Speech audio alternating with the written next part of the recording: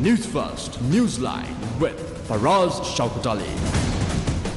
And a very good evening to you and a warm welcome to Newsline Live. And as we are almost always doing, we are broadcasting from the Newsfirst studios in Dawson Street in Colombo.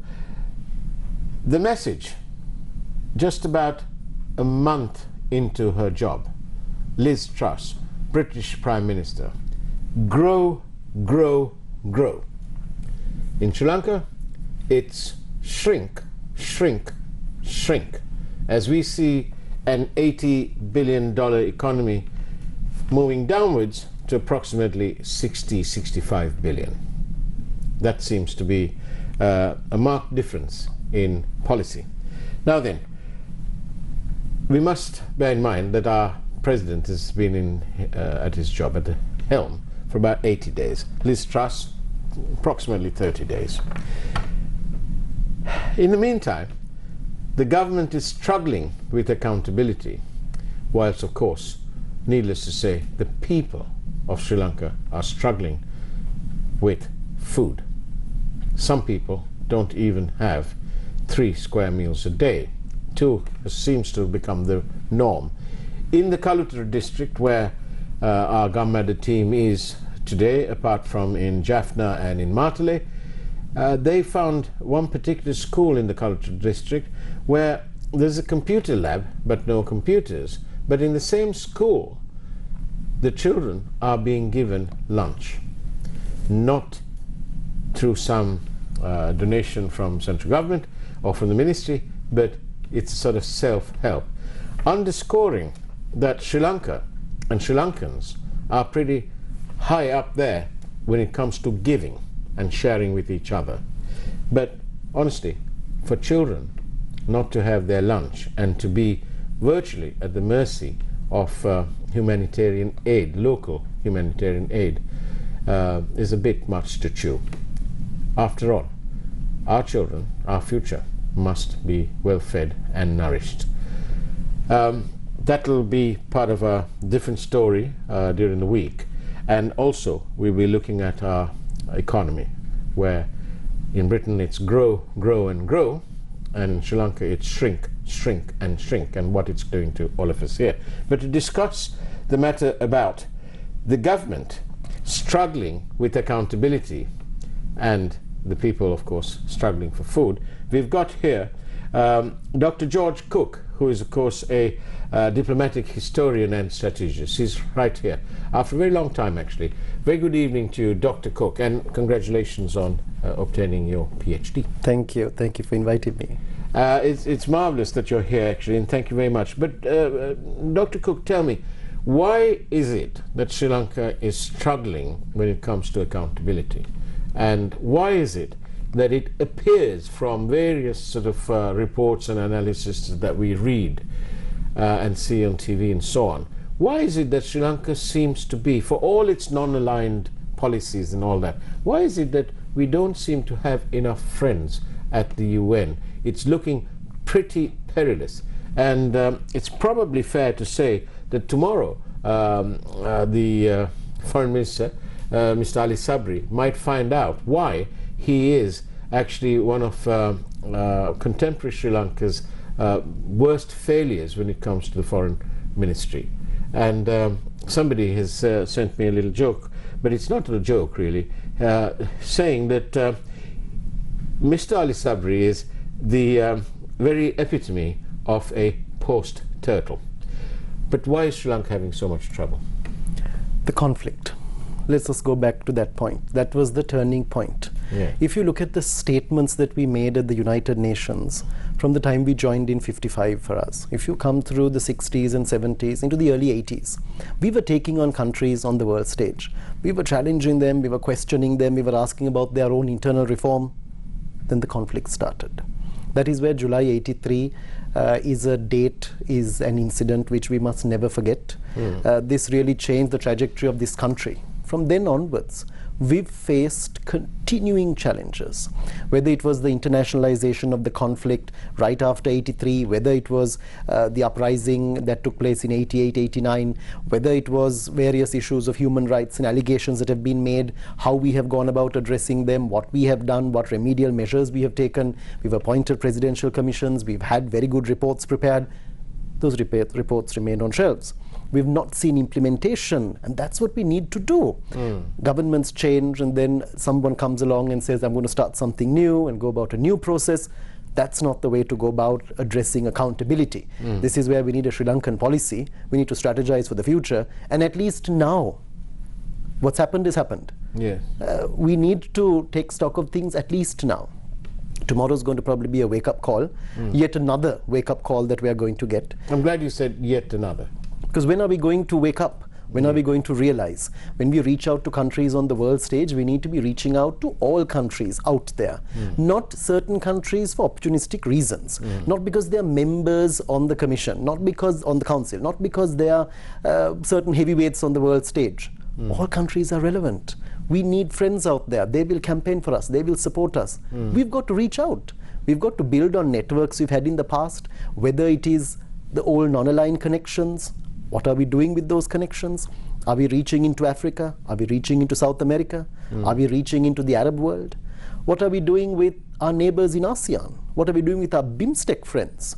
How much are we in terms of coordination, cooperation with them? The Shanghai Cooperation Organization, how much are we reaching out to Central Asia?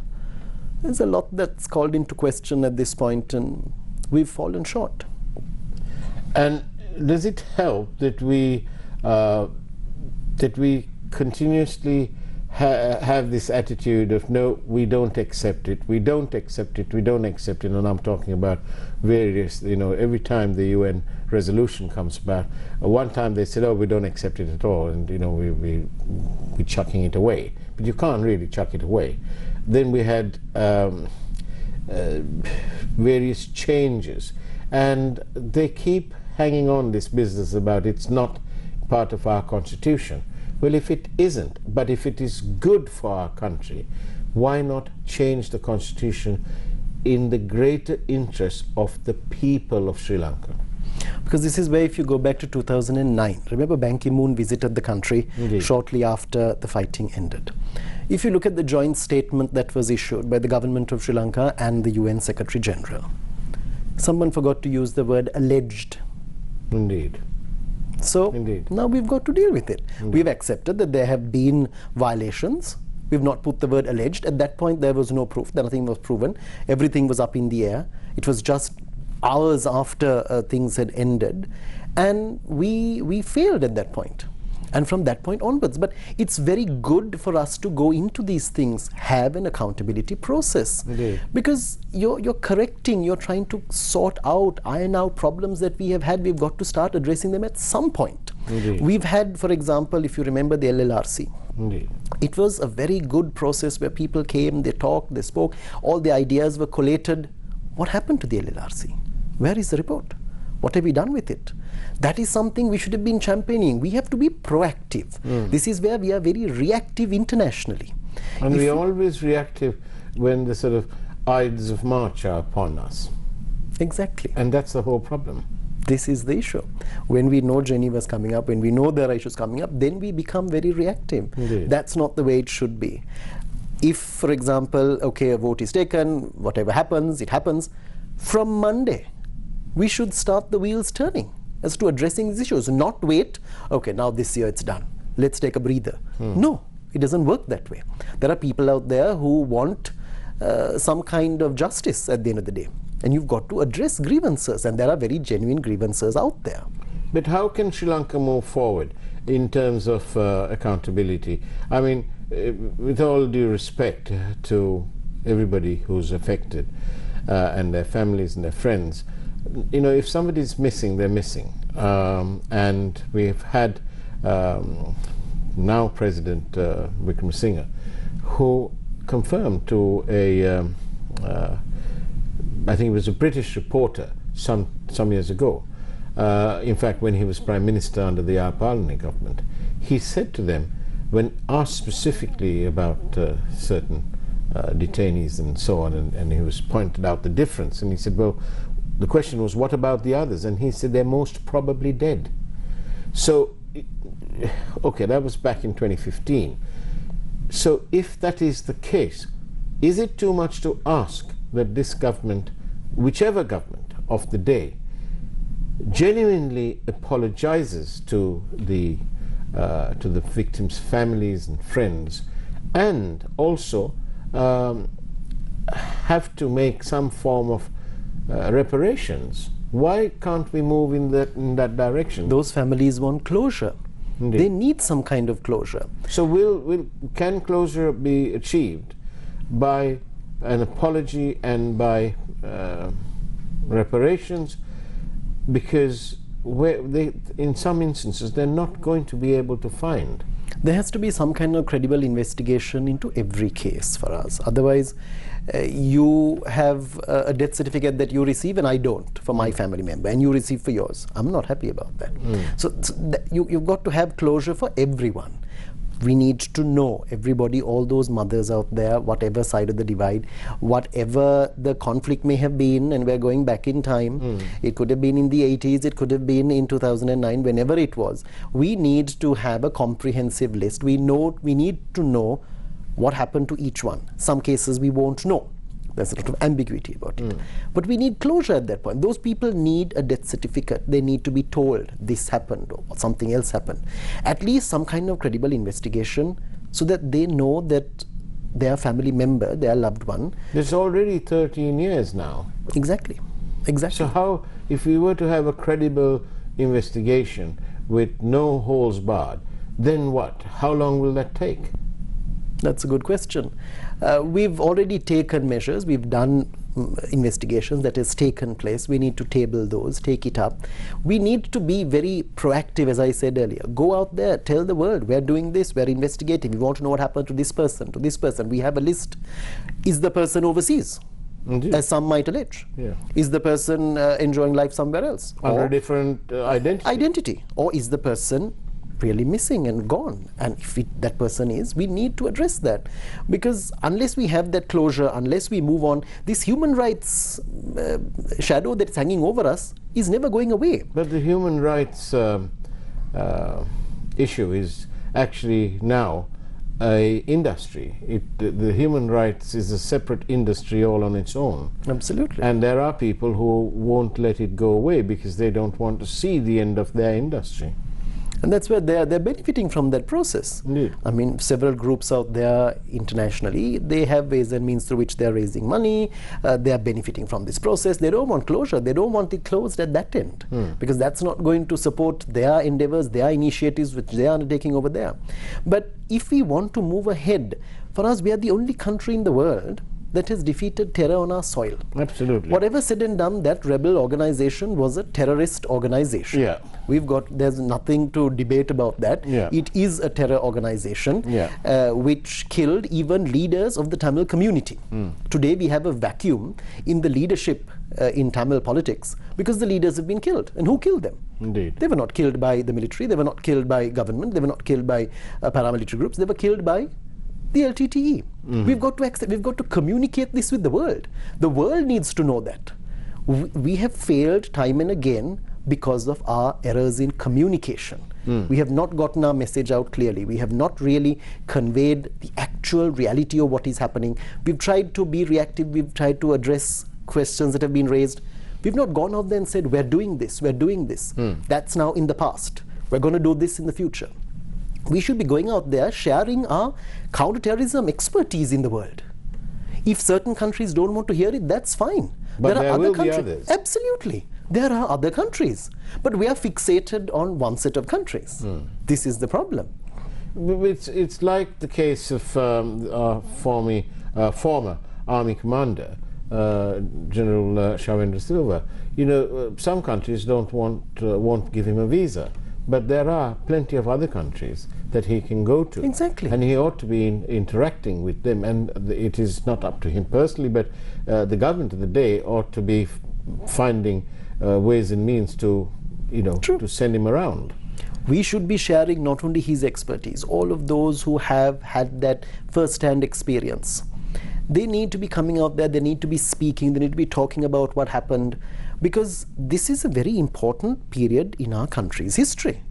We're not Because, sorry to interrupt you, but if I remember rightly, our contingent to the UN peacekeeping force in Mali, for example, was sent whilst General Shavendra was actually the army commander.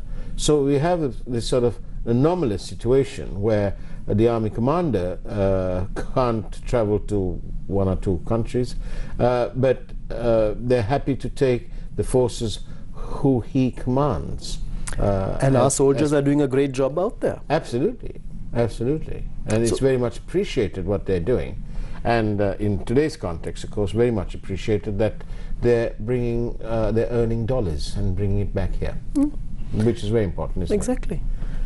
I think on that note, let's, before that, of course, if you want to send us your questions, please send them in, as always, by SMS or on WhatsApp, 0772 300 305. On that note, let's take a peek at this evening's headline news, and we'll be back with Dr. George Cook. See you on the other side.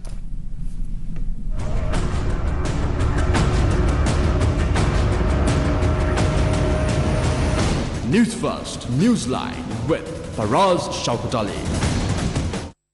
A trusted place for your fixed deposit. Valuable FD, 25% for 2 months, 25.5% for 4 months. Valuable FD, the symbol of stability. Tear gas fired to ease tensions between fishing communities. Will the 22nd Amendment be debated? ආණ්ඩු පක්ෂයේ ඇතුලේ මේ පිළිබඳව පොරබැදීමක් අබැදීමක් තිබෙන බව තමයි අපට ආරංචි. Vote on the UNHRC resolution on Sri Lanka tomorrow. Minister Ali Sabri to hold ground. මේකෙන් උත්සාහ කරන්නේ හියුමන් මානව හිමිකම් කියන මේ ආයුධය උපයෝගී කරගෙන ජීවිතාන්තය දක්වාම අපිව පාලනය කිරීම සඳහා යොදා ගැනීමට උත්සාහ කිරීම. Where is Vasanta Mudalige transported at night? වසන්ත මුදලිගේ අතුකෝරාල මන්ත්‍රීතුමාගේ ඝාතනයට වගකිව යුතුයි කියලා. ගෙවල් කිනි තිබ්බා. ගෙවල් 600 ගානක් ගෙවල් කිනි තියලා තියෙනවා. එහෙමනම් මේක විවාදයකට යනවා. Telecommunication charges to rise from tomorrow.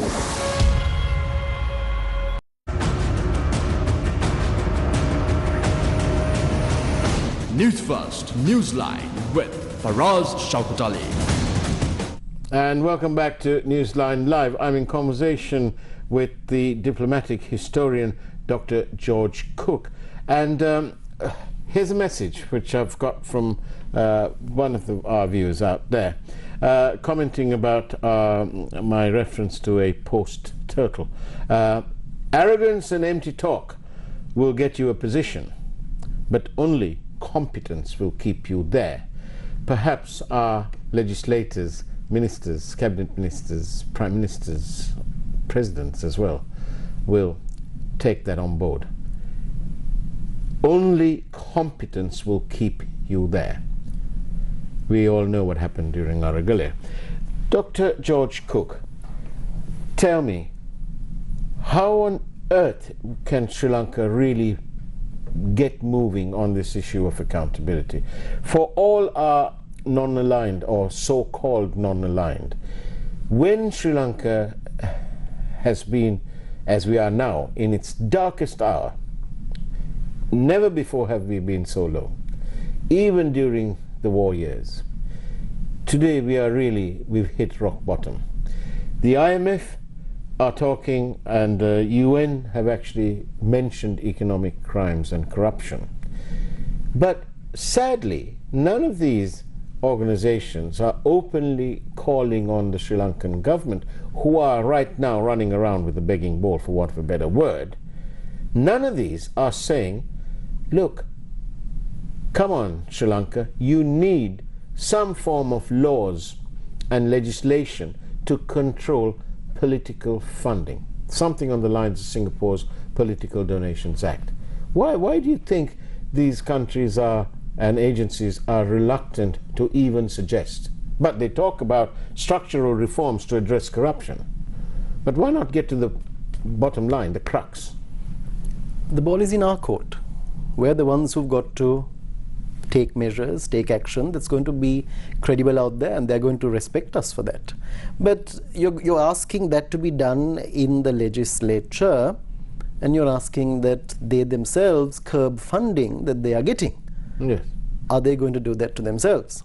That's the question that we've got to ask. Well, in a tough situation like that, where we have really no choice, if the IMF, the World Bank, and all our bigger lenders, whom we seem to be so fond of, if they were to collectively say, diplomatic words suggest, that you need political funding laws and make a start, otherwise, your next tranche isn't going to come. It's a very good move, and they should do that. And we never know; it might be discussed right now. These might be things that are being taken up, and that's why it's still being processed. We don't know a date on which we are getting a first installment coming through. Yeah, it's subject to our agreement. Our governor, Dr. Nandalal Veerasinghe, is very positive that he'll be able to do this, and that come December latest we'll get at least the first tranche, and that we will turn the corner. I, for one, do believe Dr. Nandalal when he says this. He's, after all, the governor of the central bank. That would be amazing if that happened, and that's exactly what we need. And we should have gone a long time ago. Indeed. But certain people were so obstinate and they didn't want to go. Yes. And are they being held accountable? Let's start there. Are they being held accountable for the situation that we are in today? People are leaving this country in their numbers. For us, give it another 5 to 10 years, we are going to look back at 2022 and realize that this was another one of those key milestones, like 83, like 88, 89. And it's not for positive reasons that we're going to look at 2022 as a milestone. But later on, when historians write and record, like you're of course a diplomatic historian, but if you were to write about this in some years hence, would you refer to 2022 as Sri Lanka's very own annus horribilis? Absolutely. That's exactly what it has been. We're losing doctors on a daily basis. We're going to face a massive crunch situation in the years ahead. What are we doing? What are we planning? How are we going to address this? We're telling government servants they can take 5 years of leave and go abroad. I hope they come back. Because, if you want to reduce the public service, that's a different program than you need to initiate. Not send them abroad. Not tell them to just go. Everyone's going. The country is going to face a huge issue, and there's going to be a social issue 5 to 10 years from now, which is going to be this gradual tsunami that's going to sweep over this country. We are seeing people going for opportunities that they're getting. Some are going to try their luck. Now, they're using all their savings and they're going in the hope that they will get something in those countries. I really hope they do. Some are coming back without having gotten anything and having used up all their savings. Well, and I think business is booming, and it's a pity that we can't buy shares in such companies because, of course, what I'm about to say is illegal. But the boat people apparently are doing a roaring trade. We're going to worsen relations at that point with countries that the boats are heading to. Indeed. Countries like Australia. Yeah. They've spent so much. They've spent millions in order to address this issue. And now it's springing up all over again. They want you to come, but come legally. Come through the correct means. But what measures are we taking to curb those vessels, not allow that to happen? We're tarnishing our image even further out there. This is where we really need to be mindful of where we are today. We are in 2022, we are on the eve of our 75th anniversary of independence. Are we even aware of that? There's going to be some events that are going to be organized next year to commemorate the anniversary. It's not just having it and then ticking off on the list and saying, okay, we've done that, we've marked 75 years. That's not what it should be. Look at countries like China. They know where they want to be in 2049 at their centenary. They've strategized, they've looked to the future, they've identified goals, they've identified targets, and they're going ahead and achieving them. But what you say is absolutely true about countries that know where they want to be in, say, 2049 and so on and so forth. Our president also made some reference to some years into the future, but it's almost criminal that Sri Lanka doesn't appear to have a sound economic plan to get out of this absolute abyss of despair, economically speaking. And as our Govt team found out today in the Cultural District, one school has a computer lab but doesn't have computers, but the same school has made arrangements and is giving their children a lunchtime meal through their own collective sort of humanitarian efforts, which is highly commendable and laudable, true. But the fact that they have to do it indicates that the parents of those children don't have the means to give their children a packet of lunch. I find that terribly, terribly sad.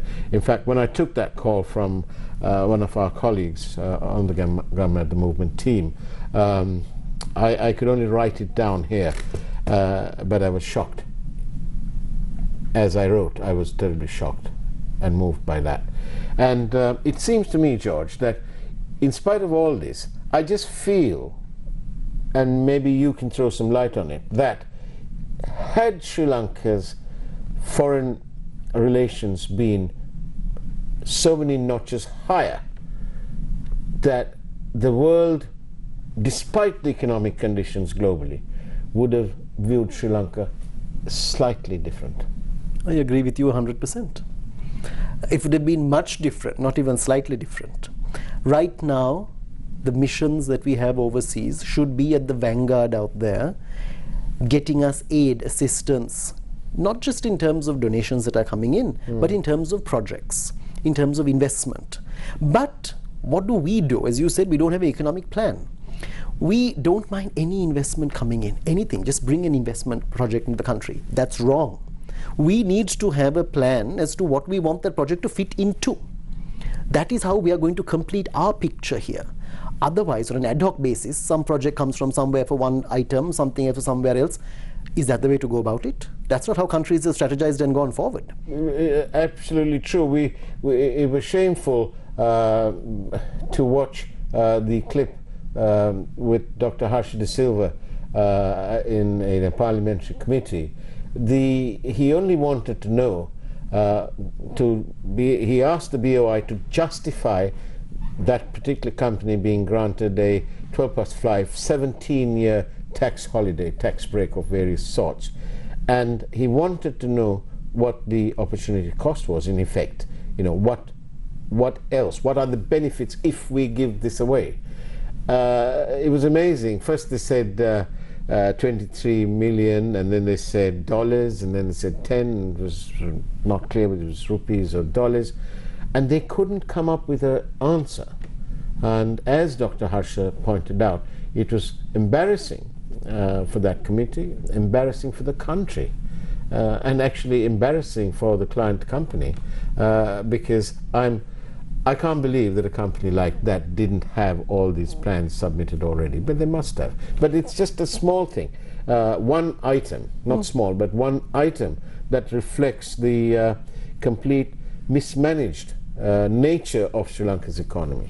There are investors out there who want to come into the country, but they also want to know what you want, what are your needs, what do you need? Or we just come and do whatever we want to do. That's not what we want. We don't want them to come on in an ad hoc basis and just do whatever they want, make their profits and go away. We haven't benefited in the process. We've got to have a plan to know where we want them to come and fit into our puzzle. We don't want them to come and puzzle us even more. And at this very moment, whether it's the investment coming in, we need a massive financial infusion. This happened after the Second World War. Countries in Europe received that from America under the Marshall Plan. That has been done. Sri Lanka has been having donor conferences from independence. Where's the donor conference? Why aren't we even talking of a donor conference? We had a former head of state who is serving a different capacity in his country right now, who said he's coming on board to help Sri Lanka get assistance. What did that come to? Nothing. Well, he did help certain people, but he didn't help Sri Lanka at all. He did not bring anything for the country. Leave him aside. What are we doing in terms of convening a donor conference, asking some of our friends out there to organize it for us, bring in this massive, urgently needed funding? But it's not just a case of them coming there and giving you a check and leaving. They want to know what you want the money for. That is where we need the projects ready. We need to have the proposals ready. We need to know what we are going to have the investment coming in for, which I doubt we do. Sobering thoughts, but nevertheless, your presence has enlightened us even more. And it's certainly food for thought. Dr. George Cook, thank you very much for being on Newsline Live. And that's the way it was on Newsline Live this evening.